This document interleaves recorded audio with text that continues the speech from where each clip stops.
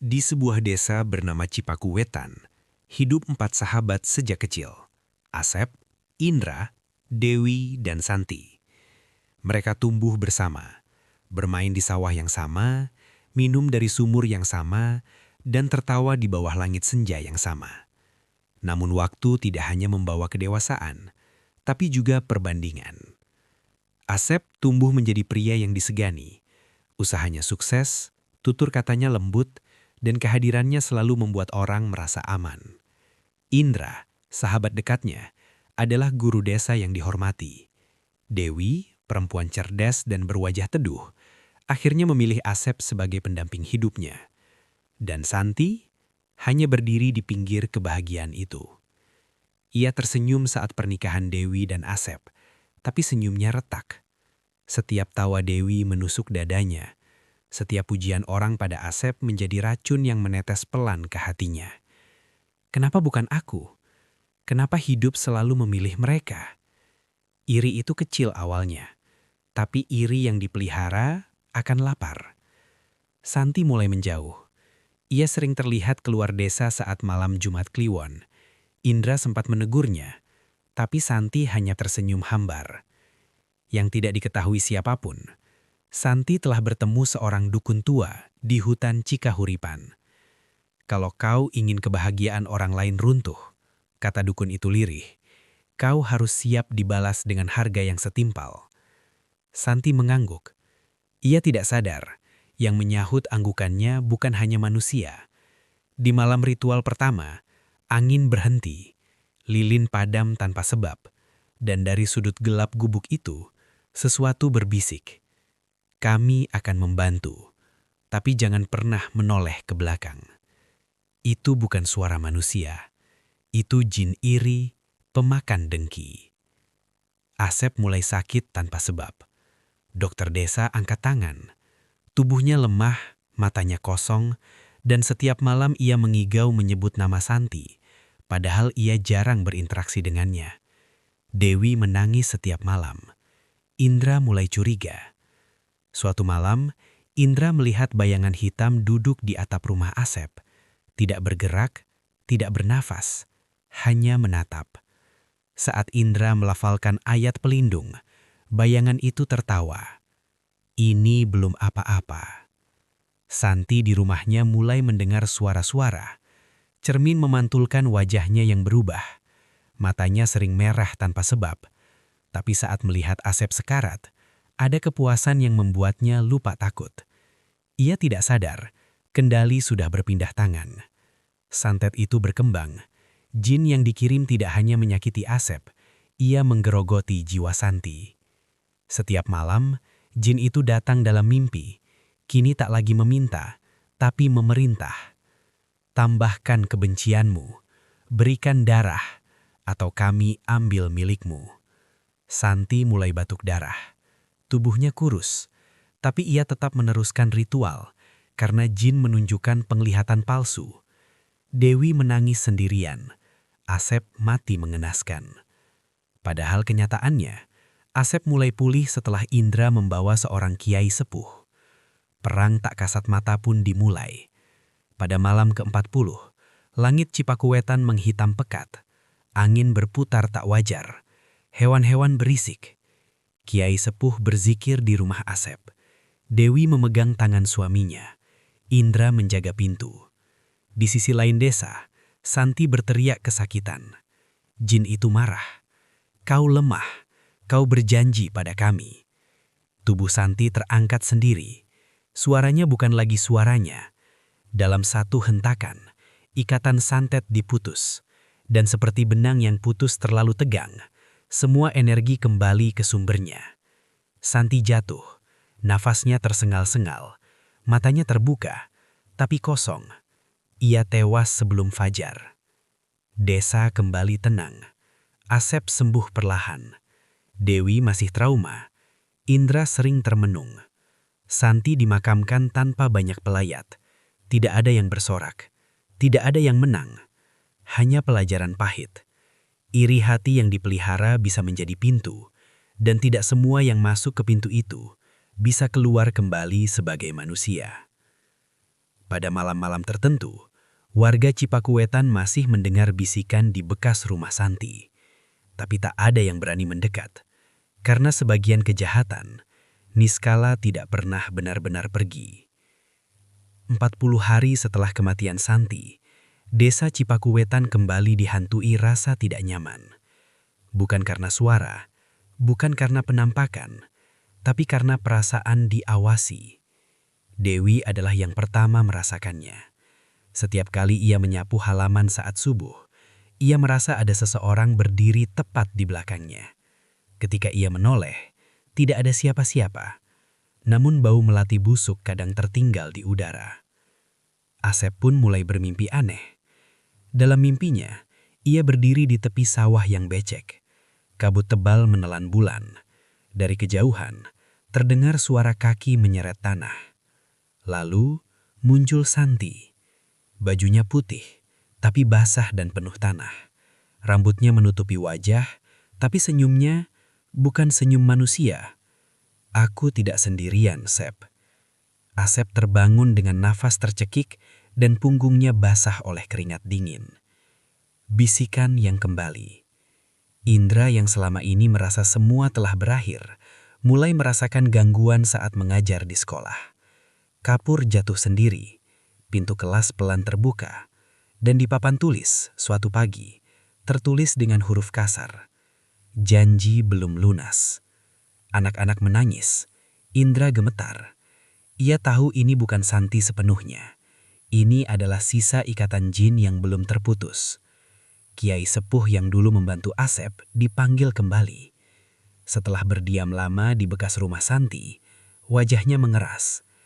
Yang mati memang Santi, tapi iri hatinya diberi tubuh oleh jin. Makhluk itu tidak punya bentuk tetap. Kadang menyerupai Santi, kadang hanya bayangan, tapi ia masih mencari tempat berpijak. Dan yang paling dekat dengan sumber kebencian adalah Asep dan Dewi. Malam ketika Dewi dipanggil. Pada malam Selasa Kliwon, Dewi mendengar ketukan di jendela kamar. Tok, tok, tok. Pelan, rapi, seperti tangan manusia. Saat jendela dibuka, Dewi membeku. Santi berdiri di luar. Wajahnya pucat, matanya hitam legam seperti lubang. Kakinya tidak menyentuh tanah. "Aku cuma mau bicara." Tubuh Dewi kaku, suaranya tak keluar. Asep terbangun dan melihat makhluk itu menoleh ke arahnya. Senyumnya melebar, terlalu lebar. "Kalian bahagia, tapi aku membawa teman." Lampu padam, angin masuk menghantam dinding. Suara tawa bergema, bercampur tangisan. Indra datang bersama kiai dan beberapa warga. Mereka mendengar jeritan Dewi dari dalam rumah. Pemutusan terakhir. Ritual kali ini tidak seperti sebelumnya.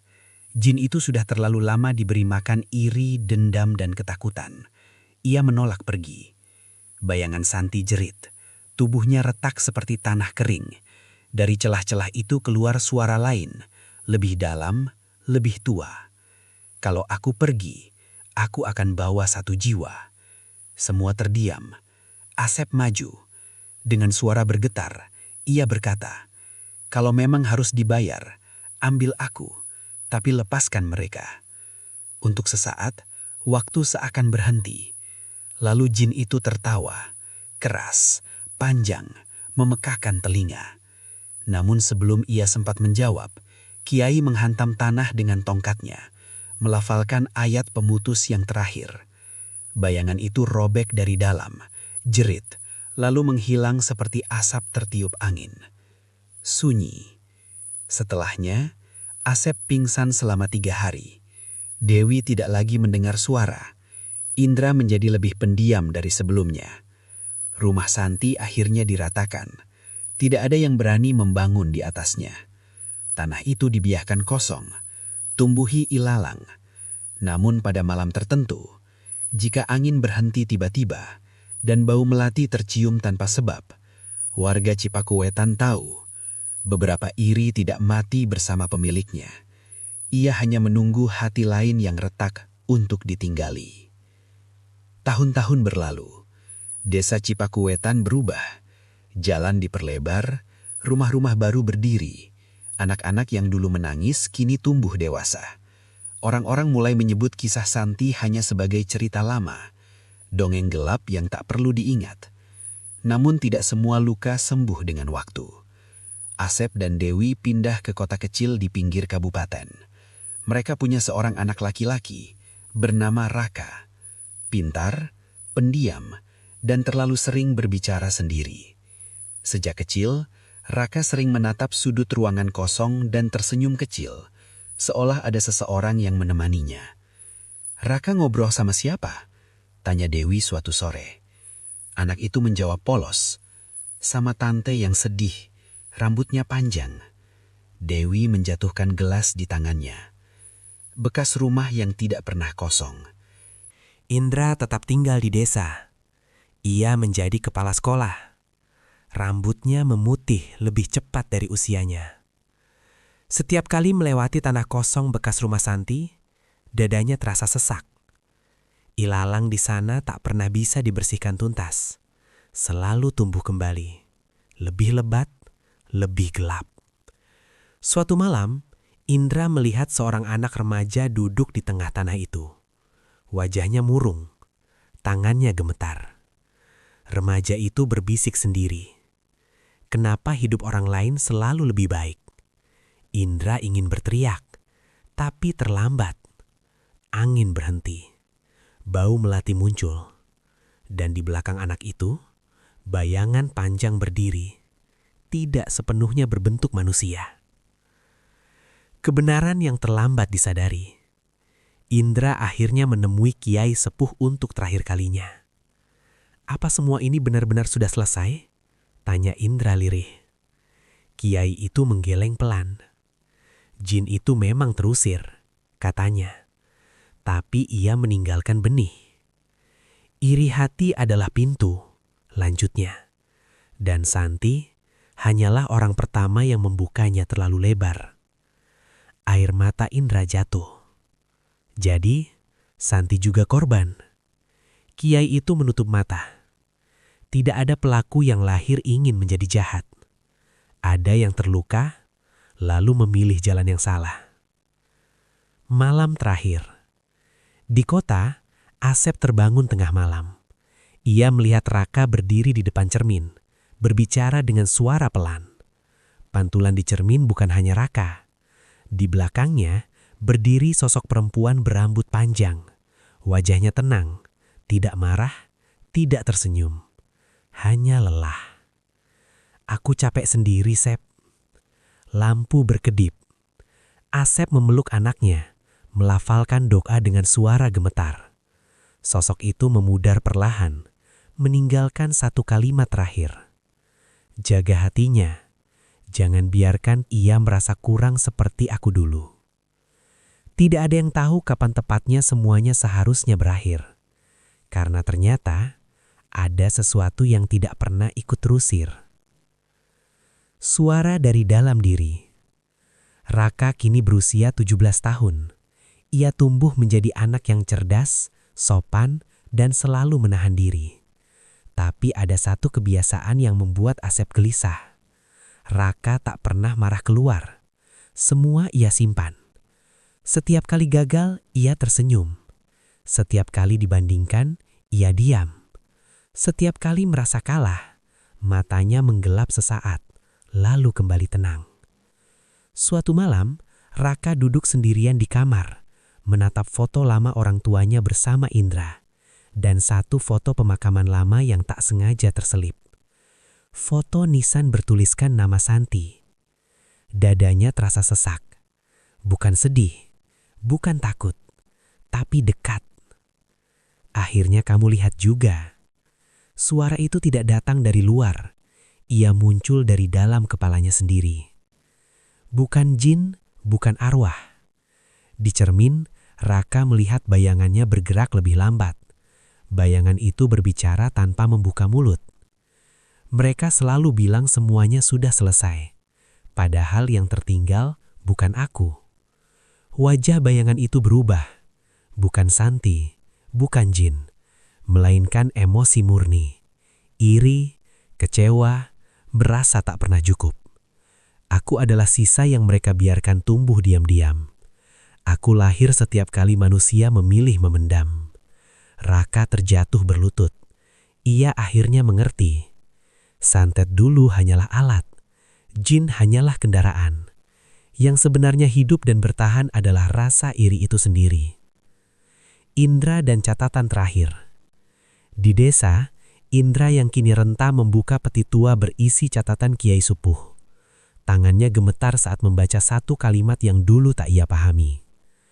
Jika anak dari korban mampu menahan iri lebih lama dari yang lain, maka ia akan menjadi wadah paling sempurna. Indra tersentak. Ia langsung tahu, Raka bukan kerasukan, ia sedang dipilih. Pilihan yang tidak bisa diwakilkan. Asep dan Dewi tiba tepat waktu. Malam itu, Raka duduk tenang di tengah ruangan. Lilin menyala sendiri mengelilinginya. Tidak ada teriakan, tidak ada marah. Hanya kesedihan yang sangat tua. "Ayah," kata Raka pelan. "Capek ya jadi baik terus?" Air mata Dewi jatuh. Makhluk itu tidak mengambil alih. Ia menunggu izin. Karena iri tidak bisa memaksa. Ia hanya bisa dibesarkan. Asep memeluk anaknya erat-erat. Katanya dengan suara pecah. "Tidak apa-apa merasa kurang. Yang salah itu kalau kamu sendirian menanggungnya." Untuk pertama kalinya, Raka menangis keras. Tangisan manusia, bukan bisikan. Cahaya lilin padam satu persatu. Udara terasa ringan. Tidak ada ledakan, tidak ada kematian. Hanya satu rasa yang akhirnya dilepas. Bayangan di cermin menghilang, meninggalkan pantulan Raka. Lelah, basah dengan air mata, tapi utuh.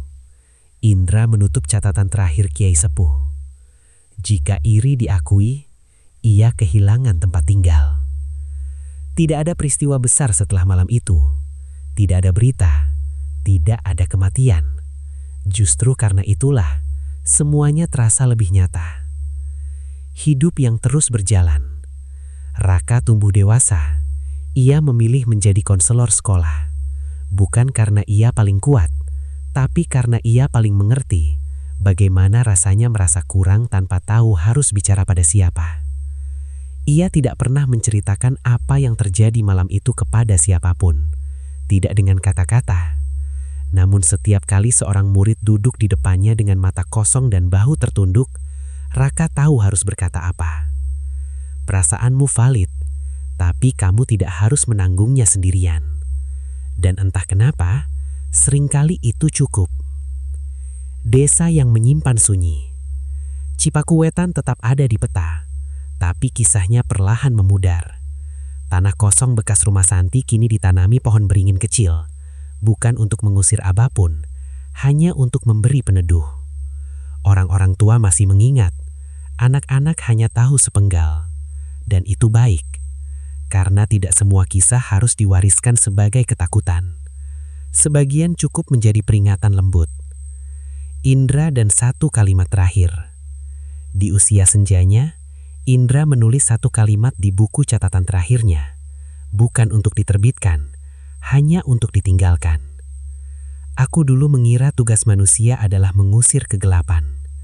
Ternyata tugas kita hanya memastikan tidak ada yang berjalan sendirian di dalamnya." Buku itu ditutup. Indra tersenyum dan tidur dengan tenang. Tentang Santi. Tidak ada penampakan, tidak ada bisikan. Namun pada hari-hari tertentu, saat hujan turun pelan dan bau tanah naik ke udara, orang-orang yang pernah mengenalnya merasa dadanya hangat sesaat. Bukan takut, bukan sedih. Seperti permintaan maaf yang akhirnya sampai.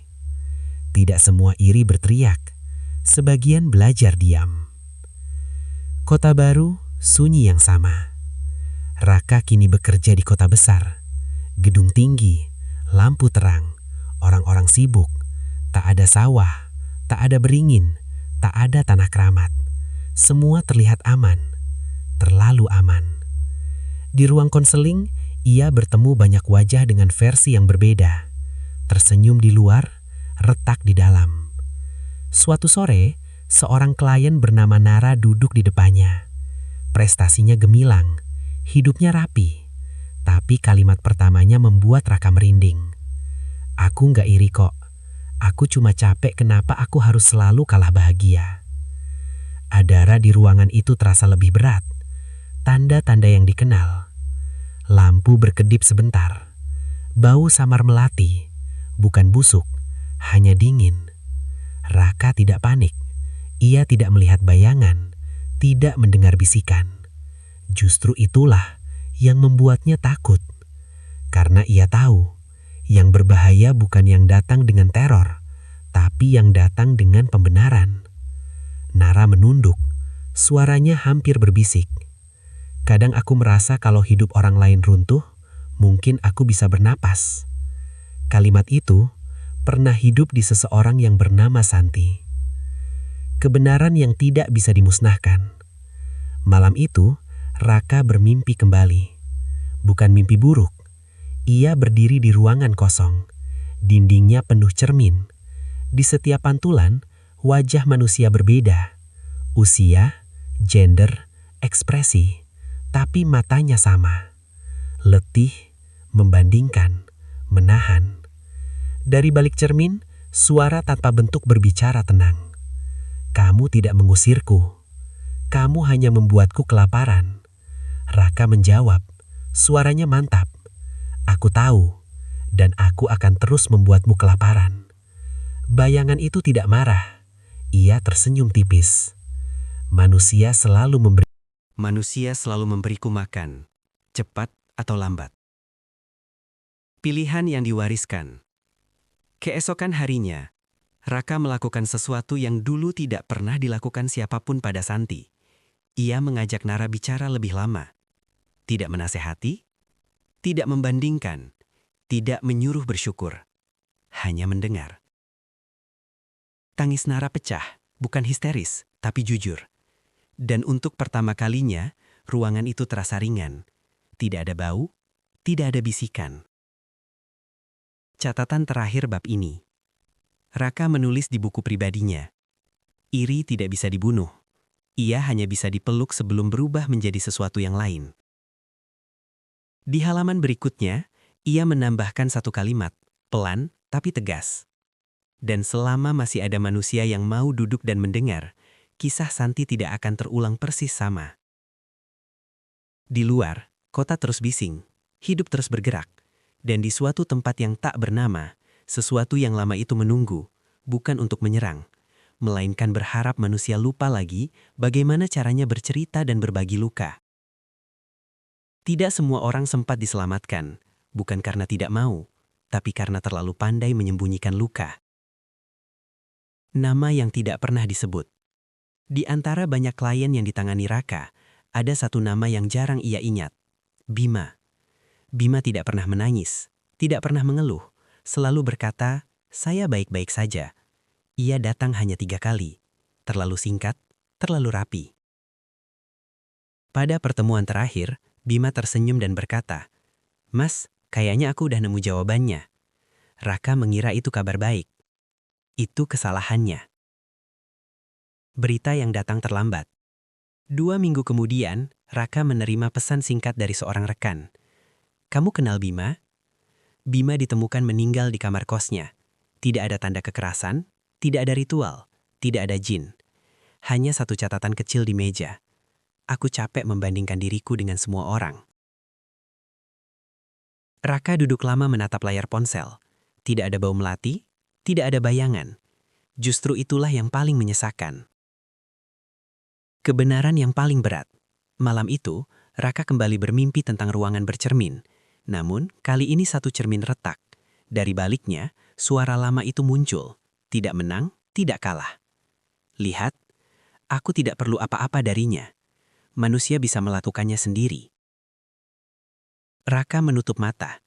Aku tahu, jawabnya pelan. Dan itu sebabnya aku tidak boleh berhenti.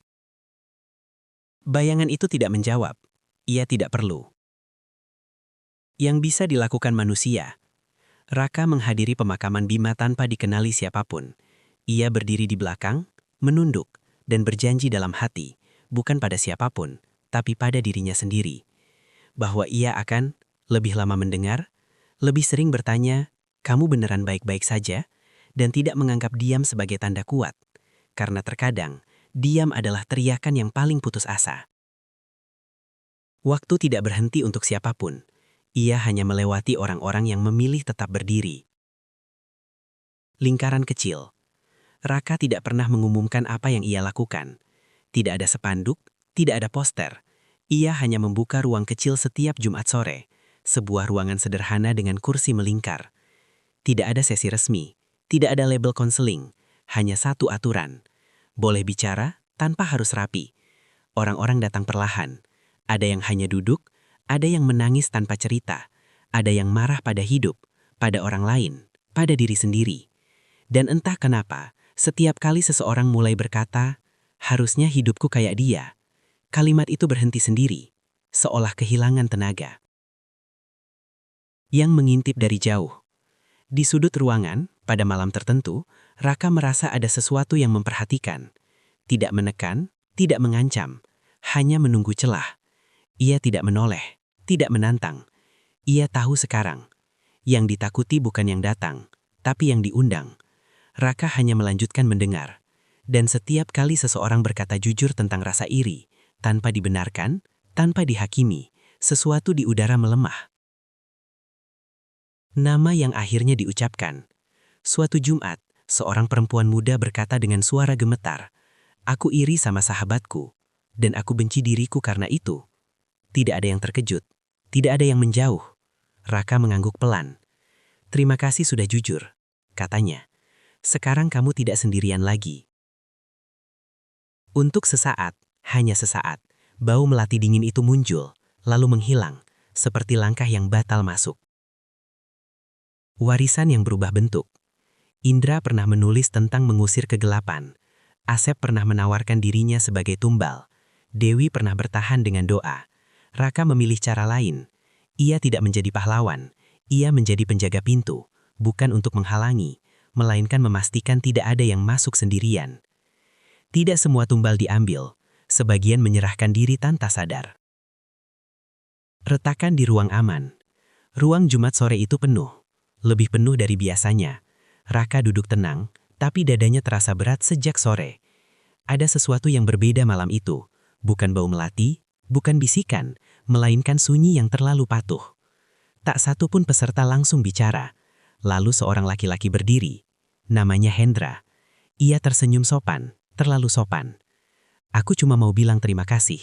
Sejak datang ke sini, aku belajar nerima hidup orang lain." Kalimatnya terdengar benar, tapi Raka merinding, karena tidak ada emosi di sana. Yang tidak terlihat oleh orang lain. Saat Hendra bicara, Raka melihat sesuatu yang lain. Bayangan di bawah kakinya tidak mengikuti gerak tubuhnya. Ia diam, menempel, seperti menunggu aba-aba. Raka menyela pelan. "Hendra, kamu marah nggak sama siapapun sekarang?" Hendra tersenyum lebih behar. "Enggak, aku udah mati rasa." Dan kalimat itu adalah doa paling berbahaya. Malam penyerahan. 3 hari kemudian, Hendra ditemukan di apartemennya. Tidak bunuh diri, tidak dibunuh. Ia duduk bersila menghadap cermin. Mata terbuka, jantung berhenti seolah dimatikan dari dalam. Di cermin tertulis dengan jari, "Aku sudah ringan." Raka datang terlambat. Dan untuk pertama kalinya sejak kisah ini bermula, bau melati itu kuat. Bukan dingin, bukan busuk, tapi lega. Kebenaran yang lebih kejam. Malam itu, Raka bermimpi, bukan ruangan cermin, tapi lapangan luas penuh manusia. Mereka berdiri rapi, tenang, tidak iri, tidak marah, tidak sedih.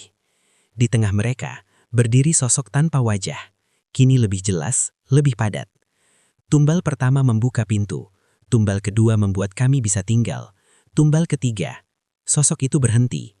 Untuk pertama kalinya, ia menoleh langsung ke Raka. Tumbal ketiga akan menjadi penjaga kami. Raka tersadar dengan darah keluar dari hidungnya. Kesalahan yang tidak disadari. Selama ini, Raka fokus pada iri yang meledak, pada luka yang berteriak. Ia lupa satu hal. Yang paling dicari bukan yang benci hidup, tapi yang sudah tidak merasakannya lagi. Hendra bukan korban jin, bukan santet, bukan kutukan lama. Ia adalah wadah perfect. Dan melalui dirinya, sesuatu telah menyeberang sepenuhnya. Tidak ada tanda bahaya setelah kematian Hendra, dan justru itulah yang membuat semuanya lebih mengerikan.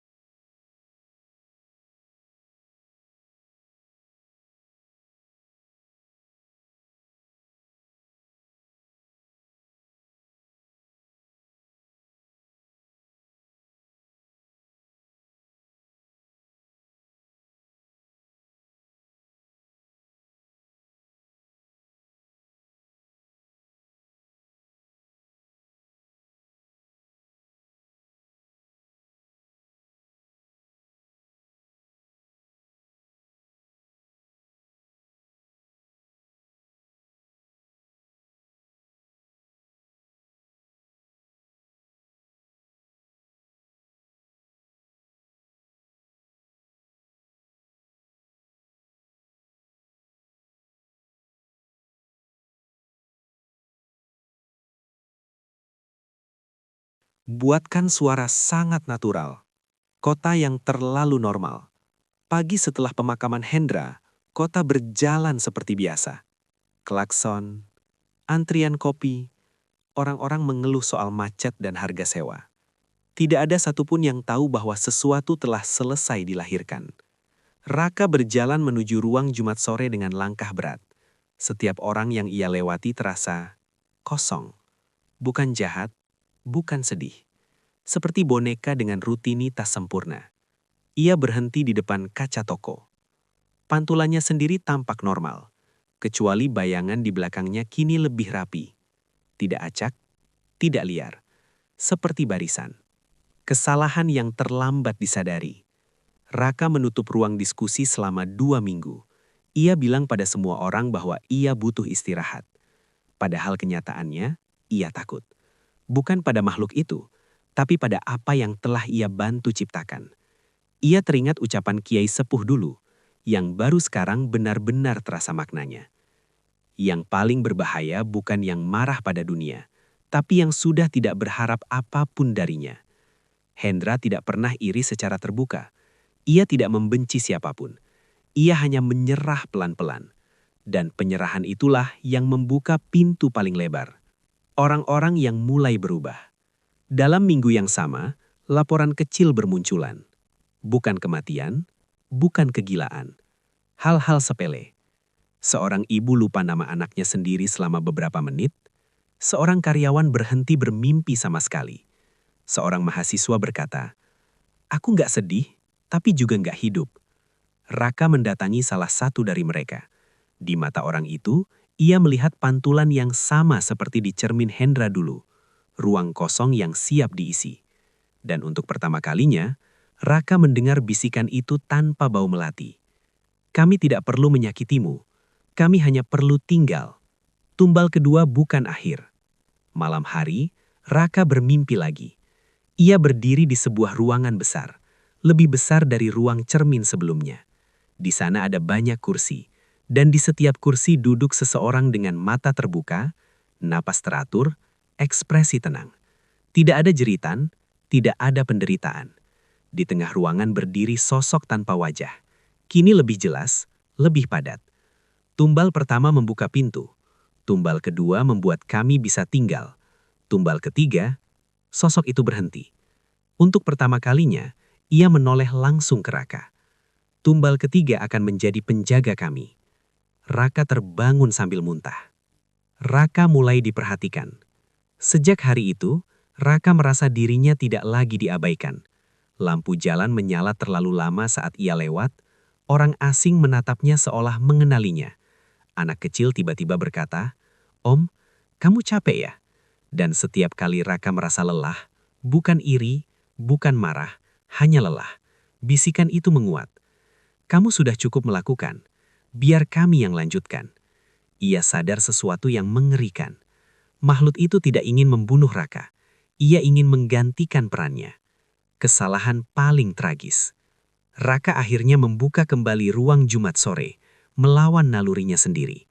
Ia berpikir, kalau aku berhenti, mereka menang. Yang datang malam itu lebih banyak dari sebelumnya.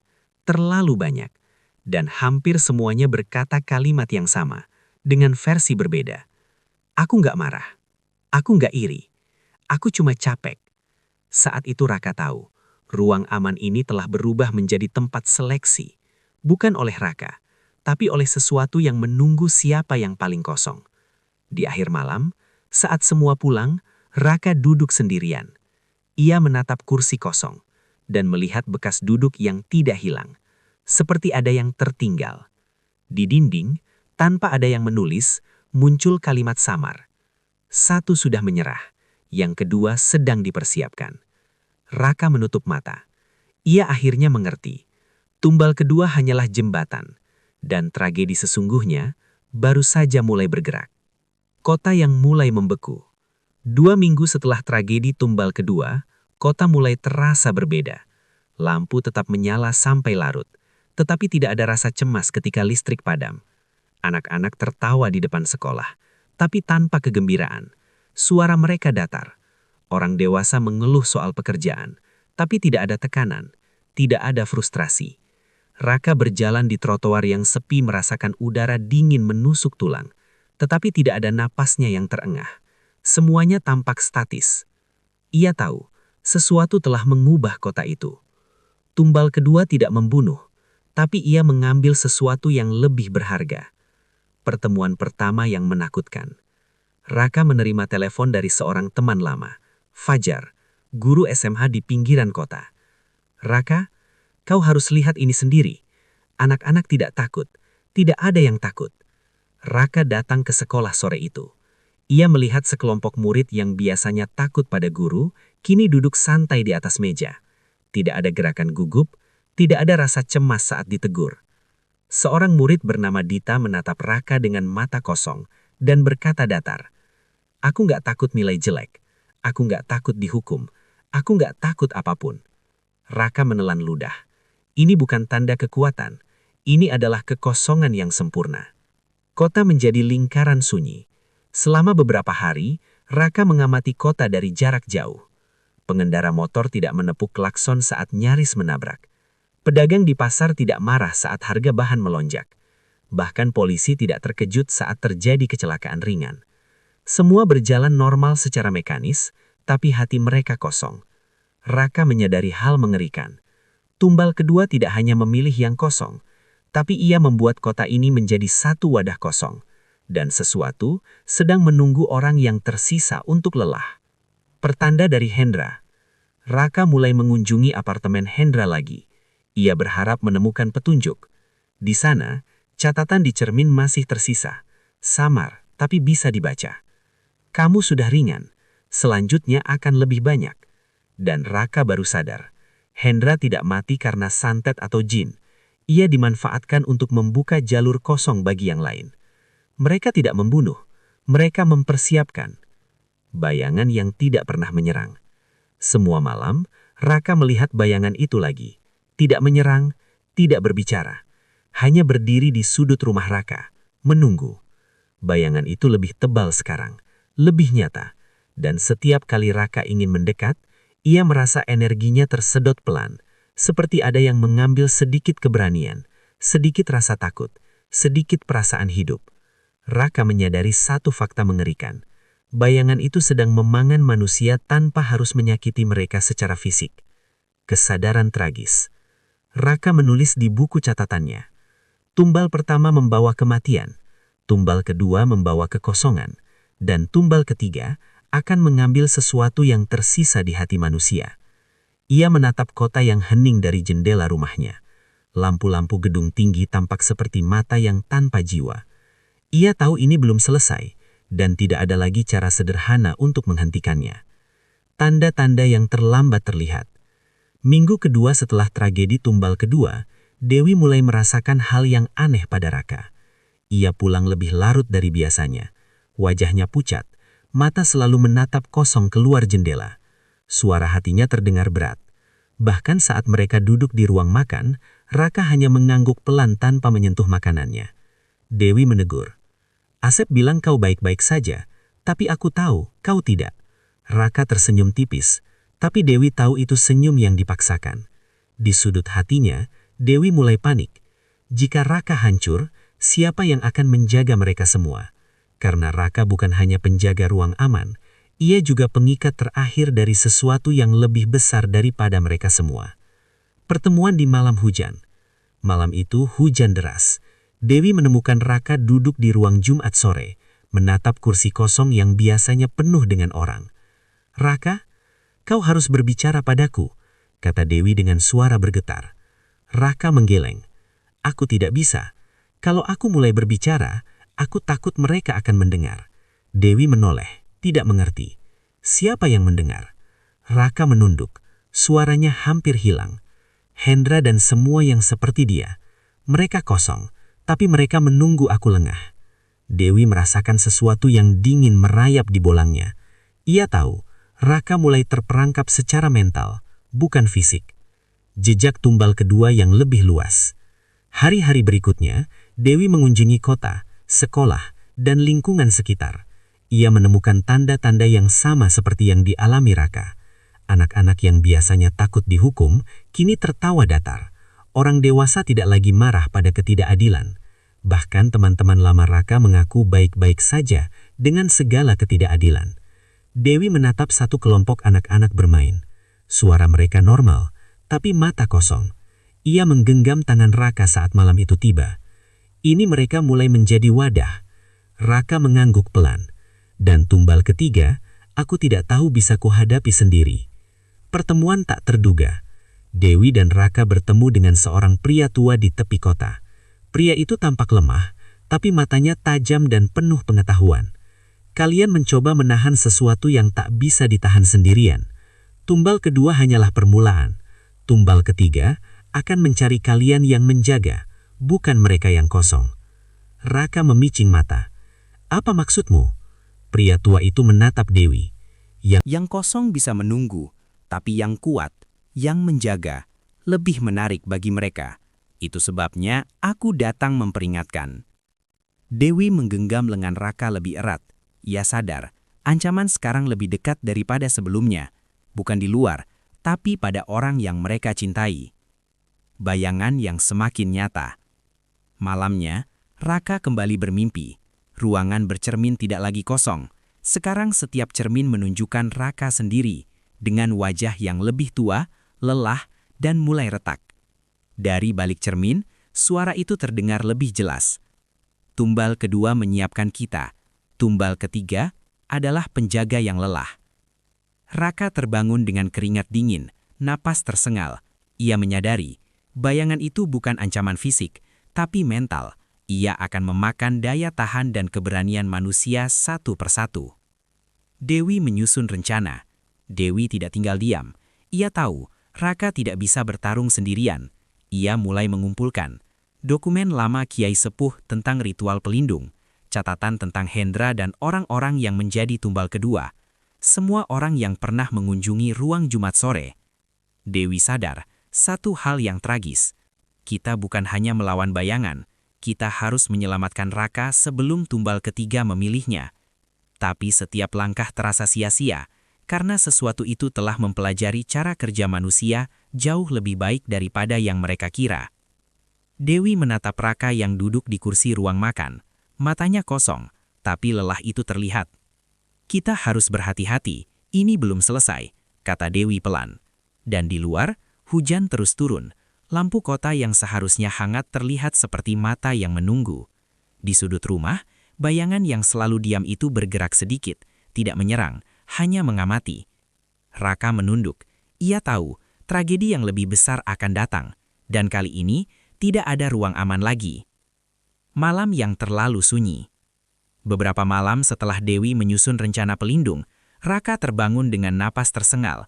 Tidak ada suara hujan, tidak ada suara kota, hanya sunyi yang terlalu pekat. Ia duduk di tepi tempat tidur, merasakan sesuatu yang berbeda. Ada pandangan yang menembus dinding kamar, api tidak terlihat. Bayangan itu semakin nyata. Kali ini ia tidak lagi hanya menunggu, ia menghitung. Raka menutup mata, tapi perasaan diawasi itu semakin kuat. Ia tahu, sesuatu yang lebih berbahaya daripada Hendra atau orang-orang kosong sedang datang. Dewi merasa ada yang salah. Dewi juga merasakannya. Saat ia menyiapkan ruang pelindung kecil di ruang Jumat sore, ia mendengar suara samar. Yang kosong bisa menunggu, yang menjaga akan datang kepada kami sendiri. Dewi menatap Raka yang sedang menulis catatan perlindungan di meja.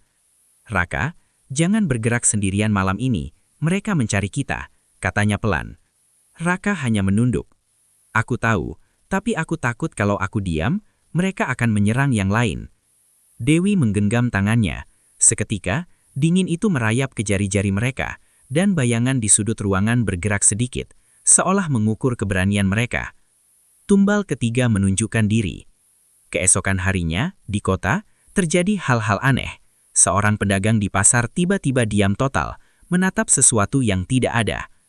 Anak-anak di taman bermain berhenti bergerak, menatap satu titik kosong. Bahkan seekor kucing di pinggir jalan tampak menunduk, menghindari sesuatu yang tak terlihat. Raka melihat ini dan bergumam. Ini bukan Hendra, ini sesuatu yang lebih besar. Tumbal ketiga sudah memilih calon. Dewi menggenggam ponselnya, mencoba menghubungi beberapa teman lama Raka. Semua telepon tidak tersambung. Mereka sudah memutus semua jalan keluar, kata Dewi dengan wajah pucat. Pertanda yang menghantui. Malamnya, Raka bermimpi lagi. Ruangan bercermin kini lebih besar. Tidak ada dinding, hanya lapangan tanpa batas.